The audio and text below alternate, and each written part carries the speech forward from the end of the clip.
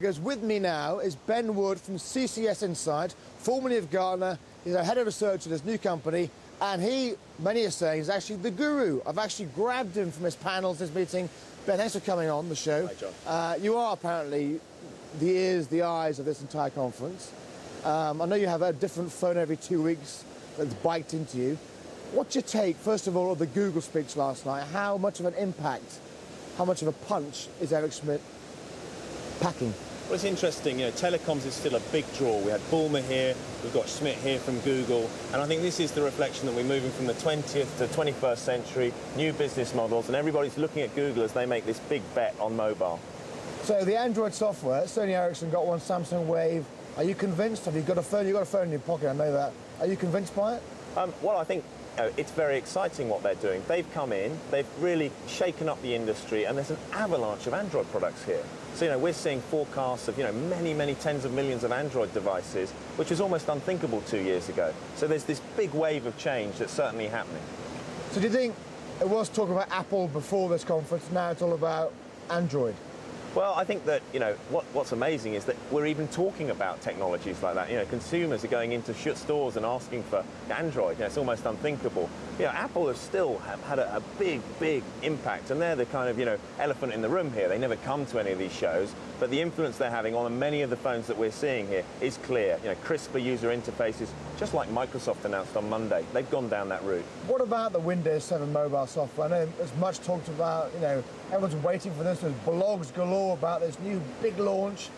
Are you convinced? Well, I think, it has to succeed in Microsoft's eyes, because the mobile phone is now the biggest computing platform on the planet, and that's their business. And, it's no surprise Bulmer came down, stood up, did his big show, trying to get the market excited. And what you'll see is them throwing hundreds of millions of dollars at getting this thing back on its feet. Will it succeed? I don't know. It could be the last roll of the dice for them, but they're going to work very hard. Okay, Nokia not in the Congress. They've got a massive area outside the Congress, maybe to cut costs. No handset launches. Do you feel there's a sense of the US and maybe Asia are taking charge over Europe or not? Well, I think it's interesting. We're seeing all the hardware which is coming from the east. You've got all of the kind of software and innovation coming from the west coast over to here. But you shouldn't discount Nokia. A lot of people are writing them off. They've still got 40% or 40% market share. They're spinning out tens of phones a second. So this is a company that has big control, but they're regenerating right now. They know they've got some problems. They said in their Capital Markets Day in December that they're going to fix it, and the guys have put their jobs on the line effectively. Ben, tell us about the future phone. Be honest. I mean, you get a phone, I believe, every 2 weeks, biked to you. You keep changing it. We were discussing before this, we went live, about the swipe of the Sony Ericsson, a new way of actually texting people, writing.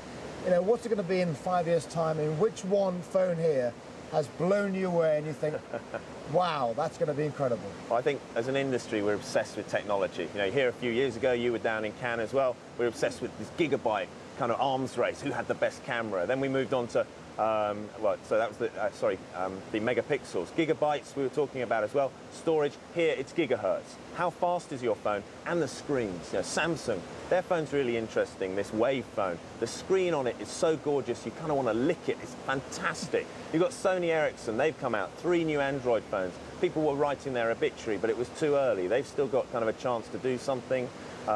You've got some other interesting things. A little French company called Sagem, they've come out with a Puma phone, the sports brand, which I thought was quite interesting here as well. And HTC, now they're an interesting one. Taiwanese company, they created this product called the HTC Legend, and they've done a milled aluminium frame on it, which is very much like the unibody that's on the MacBooks.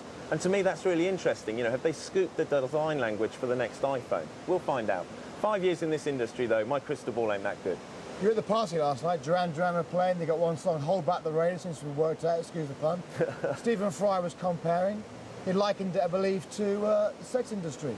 Well, for him it is, because gadgets for him are just the things he adores, and he can make or break products. A cutting comment from him on his blog had a huge impact in the UK on one of the BlackBerry products, for example. But he did liken it to that. He said he'd rather be a sex addict, because the mess in the bedroom with all the cables is just a nightmare from his smartphones. And how was Duran Duran? How was the party? It was great. I mean, they're playing to the audience here. I think, if you look around, there's a lot of middle-aged men who probably had a good time in their youth with Duran Duran.